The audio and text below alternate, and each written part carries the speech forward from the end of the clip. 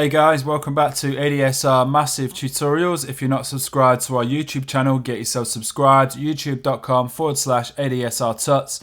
In this tutorial, we're going to do a remake of the square lead sound from Karanda's Krank track using Massive. And I've got a little bit of processing going on in here as well, so I'm going to come to that later. You can also download the patch we're going to remake here directly from the MassiveSynth.com website. There's a link appearing on the screen right about now to go and download that patch. So let's turn off that bus reverb as well. Load up this instance of Massive.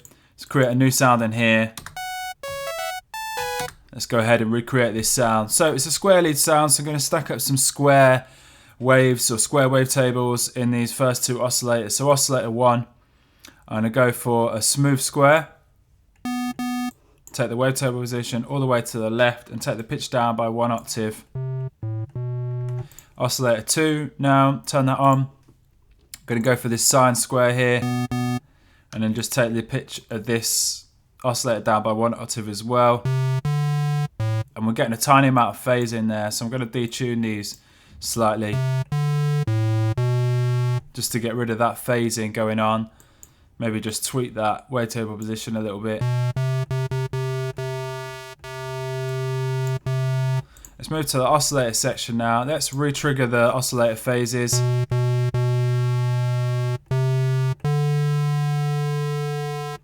So the oscillator phases are re-triggering with each new key press for more of a consistent tone really. And let's go ahead and notice with the original sound,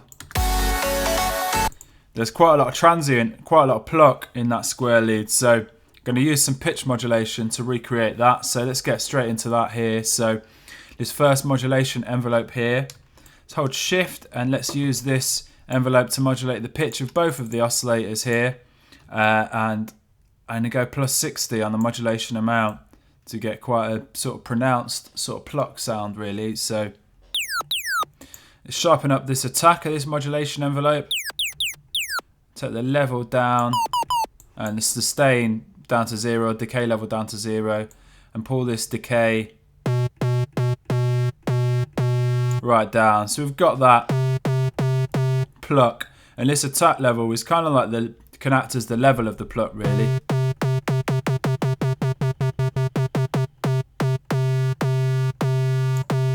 Okay, so that's the pluck sorted. Let's go and set up a little filter on here as well. So route both these oscillators to filter 1. Let's set up a DAF filter in here and use a modulation envelope to modulate the cutoff frequency of this DAF filter as well to just increase or enhance that kind of plucky sound. So envelope 2, drag the crosshair this envelope over to the first modulation box, the cutoff frequency of filter 1, click and drag up to apply that envelope modulation, and let's set up this second envelope here. So again, taking that decay level or sustain right down.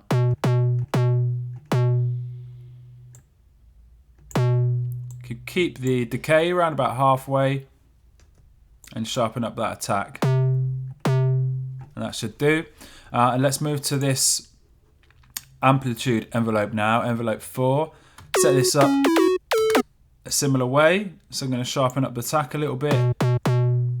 Keep the decay around halfway and then just pull the sustain level down. Let's increase a bit of resonance in here as well. And now let's have a look at some distortion in here. So let's add a classic tube just to drive that sound a little bit. And move to this EQ section. And let's just take off a little bit of this low shelf here. Let's take a bit of the low frequency out of the sound. So a couple of final things to do in here is go to the voicing section and increase the voices to 2 and apply a bit of unison to these voices, unison spread, and let's pan some of those voices out as well. So that's the kind of basic sound sorted there.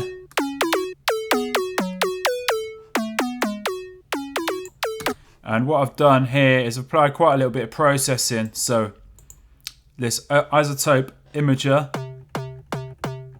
to increase that kind of stereo effect going on there to just spread the sound out. Some overdrive, just driving the sound a bit more. A limiter, because when I look at this, I wouldn't necessarily put a limiter on a synth sound, but I look at the original by Karanda, and obviously it's very heavily limited, so I thought trying to recreate that vibe, I put a limiter on there and just kind of increase the gain quite a lot, so it's just really squashing the dynamics of the sound there. And also this enveloper, so I've used the attack on here, boosted this attack just to increase that transient even more really. And we've also got some bust reverb, the Valhalla vintage verb. And I noticed, listen to the original, you got all the chord, I mean we've got this square lead sound here. Take off some of that reverb, but to give the kind of like the chords and the bed of the sound, I've used a very basic massive patch here. And what I've done here is obviously loads of reverb, probably a little bit too much, and I've just used a sawtooth wave, or two sawtooth waves really, one at -12, one down an octave, one at 0, and I've applied some chorus in here, and I think that's pretty much it, and I've taken the sustain down of that, so, but together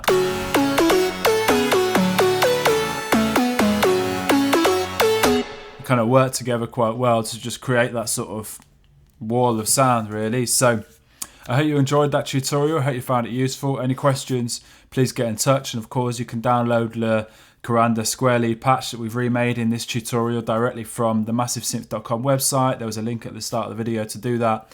If you go to the massivesynth.com website, check it out, tons more tutorials on there covering various different sounds, different genres with native instruments, massive. And yeah, thanks for watching. Alright, cheers, bye.